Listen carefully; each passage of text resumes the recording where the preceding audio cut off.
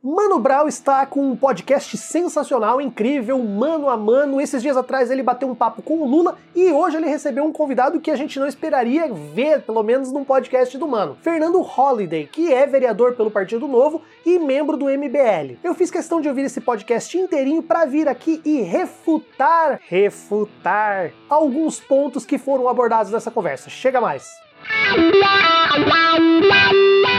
Sejam todos muito bem-vindos a mais um clickbait do Diretas de Direito. Um clickbait mais ou menos, porque essa história de refutar é meio forçação de barra mesmo, né? O que a gente vai fazer é só trazer aqui alguns contrapontos, alguns argumentos e algumas visões contrárias, ou informações e reflexões para você pensar sobre outro ponto de vista, algumas das coisas que ele falou lá nessa entrevista. Muita gente tem criticado o Mano Brown por ter dado palco para o Fernando Holliday, para ter dado espaço para ele falar num programa, num podcast dele, e isso é algo que eu vou comentar assim, mas mais pro final desse vídeo. O ponto é que eu assisti essa conversa, achei alguns pontos interessantes ali, principalmente o Mano Brown. É claro, eu não vou com a cara, eu não me alinho com os ideais do Fernando Holliday, mas o que eu achei muito interessante é trazer aqui dois pontos que tem muitas pessoas que estão dentro da esquerda ou da centro-esquerda que também talvez flertem. Eu acho interessante essas ideias, algo que inclusive eu mesmo já até defendi com relação às cotas sociais, que é algo que a gente vai falar aqui, e também algo que eu também já achei interessante, achei que pudesse ser viável aqui no Brasil, que é a questão de você não ter uma idade critério, uma idade limite para imputabilidade penal. Hoje nós sabemos que essa idade é de 18 anos. O Fernando Holliday defende, eu não concordo, nunca concordei, nunca defendi a ideia de se diminuir, mas ele também fala dessa ideia de não se ter essa idade, e é uma coisa bastante interessante,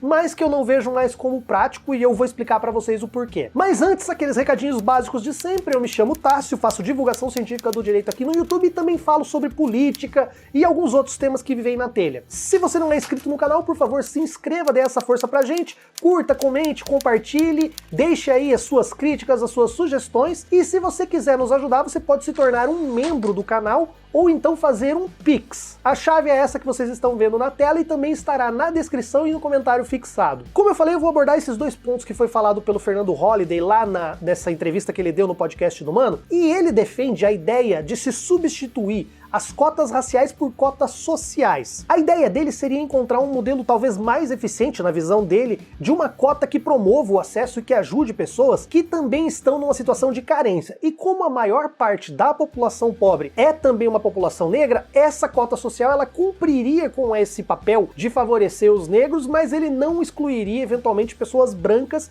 que são pobres e estão na periferia. E um dos motivos que leva ele a defender essa ideia é a questão de eventuais fraudes, de pessoas que não seriam negras ou de pessoas que precisariam ser avaliadas por uma banca para serem aceitas dentro do critério da cota racial. Nós temos aqui dois pontos distintos. Um desses pontos, eu não acredito, eu não concordo com ele, e eu já pensei dessa forma até 2010, 2008, mais ou menos, eu até defendi esse mesmo modelo de cota social. É que a ideia da cota racial, ele não é favorecer apenas o negro pobre, tirando ele ou dando oportunidades para ele crescer e conquistar outras coisas na vida, não. A cota, ela é diferente de uma questão de acesso social. A cota, ela cumpre com um papel de colocar pessoas negras, independente da classe social da quais elas vieram, seja de baixo ou seja de cima, em cargos, em universidades, como promotores, como juízes, como professores, como doutores, e ocupar esses espaços que geralmente está resguardado às elites do Brasil, e exercer dentro desses postos funções que são especiais, funções que estão no ápice da cadeia produtiva e da elite, da sociedade, quando se olha para esses cargos. A ideia da cota é ter pessoas negras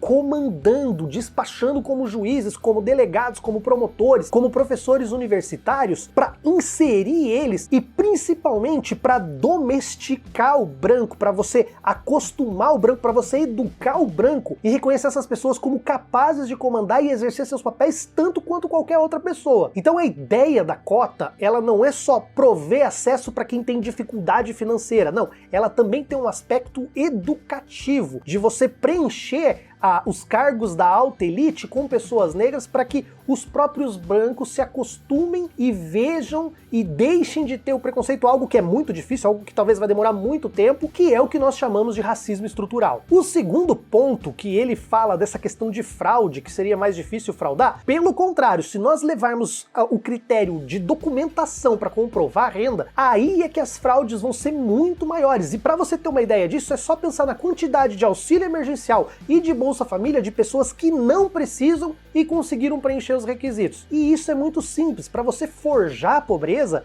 é fácil. É mais fácil você forjar que é pobre do que você forjar que é rico. Para você fazer de conta que você é pobre, basta você transferir os bens, não ter nada no seu nome, você não precisa colocar toda a sua renda, você pode ter 2 empregos, ou você pode, de repente, ser empresário e forjar ou fazer os papéis que modificam a sua renda. Enfim, existem muitos caminhos para você conseguir diminuir ou provar que você tem uma renda menor. Isso é muito mais fácil, muito mais tranquilo de você falsificar do que passar, por exemplo, por uma banca que vai avaliar a questão da etnia. Então esse é o primeiro ponto que eu queria vir aqui e divergir do que o Fernando Holliday disse por esses argumentos que eu expus para vocês. Se vocês concordam ou não, depois vocês podem deixar nos comentários aí o que vocês pensam sobre isso. O segundo ponto que ele defende, aí já entra até dentro de uma esfera de uma espécie de terraplanismo jurídico e social e sociológico, que é a questão da diminuição da idade da maioridade penal. A ampla maioria dos estudos, isso basta procurar, eu não vou trazer aqui agora, mas você pode procurar vários estudos de juristas, de sociólogos, de psicólogos dizendo que isso não vai resolver o problema. Pelo contrário, você pode até mesmo agravar o problema que nós já temos da superpopulação carcerária. Nós temos a pena, a imposição da pena, não como um caráter só de punir. A pena, ela precisa cumprir também o papel de ressociabilização. E nós já estamos falhando muito nisso. Então, se você diminuir essa maioridade penal, além de você não resolver o problema da criminalidade, você vai estar começando a colocar adolescentes dentro de um sistema prisional, o que vai favorecer ainda mais esse sistema, como bem disse o próprio Mano Brown, essa máquina de moer carne que é o sistema de justiça penitenciária no Brasil. E depois ele fala de uma outra questão, e aí essa questão não é terraplanismo jurídico, é uma questão mais interessante, eu mesmo já achei que pudesse até ser válido no Brasil, que é a questão de você não ter uma idade limite. Cada crime vai chegar para o juiz e o juiz vai avaliar, além da autoria e da materialidade, ele vai avaliar a capacidade do agente de saber o caráter ilícito ou não e do seu desenvolvimento, o seu estado de desenvolvimento em razão da sua idade. Eventualmente, o juiz poderia aplicar uma pena a um adolescente de 17 anos e deixar de aplicar, por outro caso, a uma situação de uma pessoa com 20 anos. Cada caso seria julgado de maneira diferente. Isso é assim em muitos lugares, como por exemplo nos Estados Unidos. Você não tem essa idade como limite para você avaliar a conduta criminal de alguém ou não. Só que isso, embora eu já tivesse defendido, eu acredito que hoje seria muito, mas sabe, eu até tenho vergonha de ter defendido essa ideia dentro do Brasil, porque se você olhar a quantidade de abuso de autoridade que nós já temos com as regras atuais, em que as pessoas negras e pobres são espancadas, são humilhadas e são sujeitas a pena de prisão, ficam presas sem ter cometido nada. Tem reconhecimento feito por foto 3x4 de 20 anos atrás, sabe? Acontecem uns absurdos tão grandes com essa população que você abrir as portas ou abrir a possibilidade para os juízes brancos dentro de um sistema que possui um racismo estrutural muito forte, julgar adolescentes de 14, de 15 anos da periferia negro, cara, isso vai ser, nossa, é inconcebível pensar nisso hoje no Brasil. A ideia jurídica por si só, ela não seria ruim, mas se você olhar para o contexto histórico e para as nossas autoridades e para a grande maioria dos casos que nós temos no Brasil, com os delegados, juízes e promotores, é claro que existem muitos bons exemplos, existem muitas boas exceções, mas na grande parte nós vemos o quê? Nós vemos a população negra e pobre pagando, sem acesso aos direitos básicos e fundamentais do sistema jurídico, como por exemplo ampla defesa, contraditório e recursos, entre outros fatores que pudessem prover para eles os direitos que nós, pessoas brancas, pessoas de classe média, temos com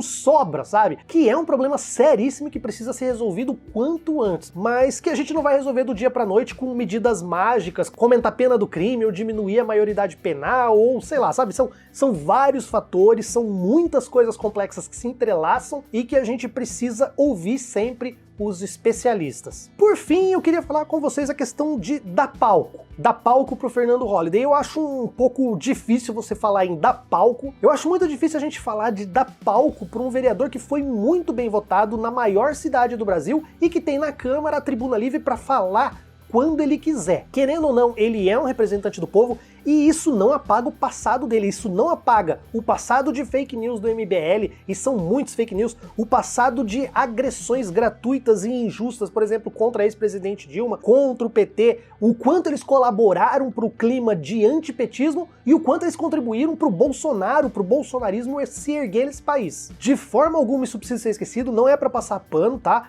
Isso é só uma questão que eu estou trazendo aqui, porque o Mano Brown, ele não é uma pessoa ingênua, ele sabia quem ele estava levando. Tanto é que se vocês assistirem a entrevista, vocês vão ver que ele conduziu muito bem e não abriu espaço para ele defender ou falar abobrinha, ou ele trazer defesa do absurdo. Não teve isso no programa. O Fernando Holliday até pareceu um liberal clássico, assim, aquele liberal clássico de direita que a gente gostaria de ter no cenário político para estar debatendo, no lugar de estar debatendo com um fascista. O cara é um representante do povo, então acho que esse diálogo com o diferente, ele foi bem conduzido, tá? Novamente, isso não apaga o passado dele, isso não apaga o passado bolsonarista, embora ele tenha se desprendido, tenha criticado muito o Bolsonaro, tenha mostrado que eles estão arrependidos, mas realmente isso aí vai ficar, a gente fica com o pé atrás. Como eu até falei no Twitter, numa thread minha, eu não sei dizer se esse tom do Fernando Holliday foi um marketing, foi uma estratégia de posicionamento, porque ele sabia onde ele estava, ele sabia quem era o entrevistador dele e ele sabe qual é o público do entrevistador dele, ou talvez isso seja também um processo de amadurecimento, que também acontece, gente. Isso a gente precisa entender também que as pessoas crescem, amadurecem e mudam com o tempo, tá? Então, assim, não tô passando pano, não quero defender o Fernando Holliday, e sim defender o Mano Brown. Eu concordo com o Mano Brown e acho interessante o Mano Brown ter levado ele pro programa. Então, a minha passada de pano aqui foi pro Mano Brown, que fique bem claro isso. No mais, acho que era isso que eu tinha pra falar pra vocês. Não sei se vocês concordam comigo, se vocês não concordarem, tudo bem, deixem seus comentários aí. Isso, inclusive, vai ser muito bom pro canal. Eu vou ficando por aqui e a gente se vê no próximo vídeo. Galera, valeu, um abraço a todos.